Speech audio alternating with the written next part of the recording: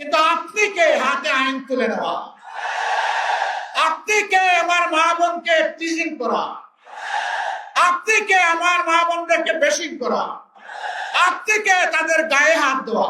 আমরা মায়ের পেট থেকে এই দুনিয়া এসেছি, সেই মাদেরকে আমরা অপমান করতে দেব না।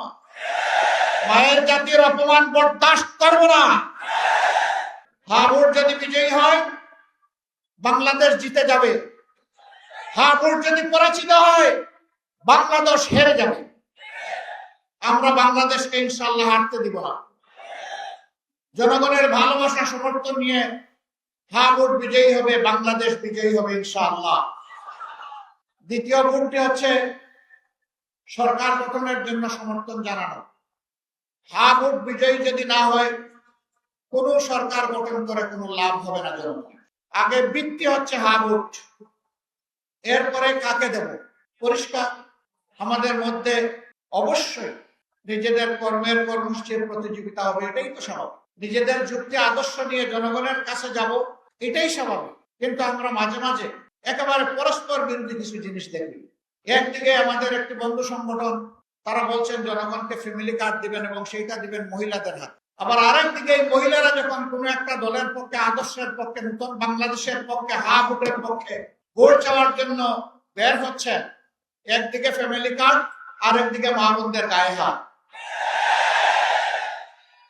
দুইটা তো একসাথে চলে না।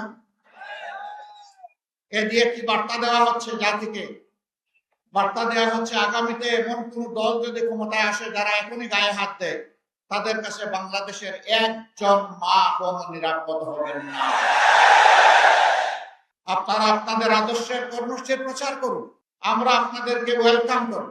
কিন্তু আমাদের আদর্শ কর্মসূচির প্রচারে আপনারা বাধা দেওয়ার কে? আপনি বাধা দিতে পারেন না।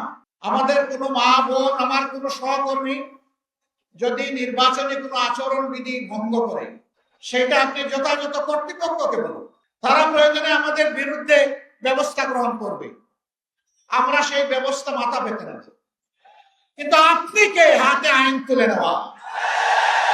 আপনি কে আমার মা বোনকে টিজিং করা? আপনি কে আমার মা বোনদেরকে বেশিং করা?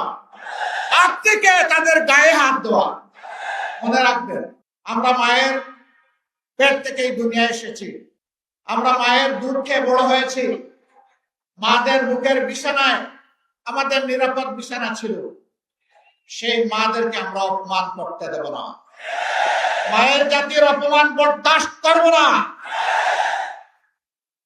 আর যদি এই ধরনের কোনো আচরণ করা হয়, আমি জাগ্রত পরিবর্তনকামী যুব সমাজ সহ সকলের প্রতি আহ্বান জানাবো, যেখানে এটা করা হবে সেখানেই প্রতিরোধ গড়ে তুলবে। ছাড় দেবেন না।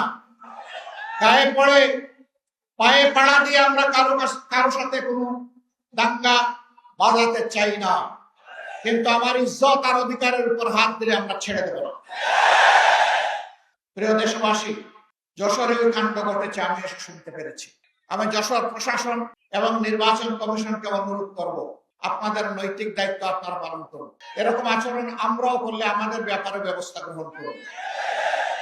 আমরা কারো কোনো আনুকূল্য চাই না, কিন্তু রাষ্ট্রের নিয়োজিত কর্মকর্তা কর্মচারী যারা আছেন, তারা জনগণের হয়ে দায়িত্ব পালন করবেন, কোনো দলের হয়ে নয়। কারো প্রতি কোনো দুর্বলতা দেখানো যাবে না। দেশ আপনার আমার সকলের। এই দেশটি ভালো থাকলে আপনি, আপনার পরিবার, আত্মীয় স্বজন, বন্ধু বান্ধব সবাই মিলেই ভালো থাকবেন।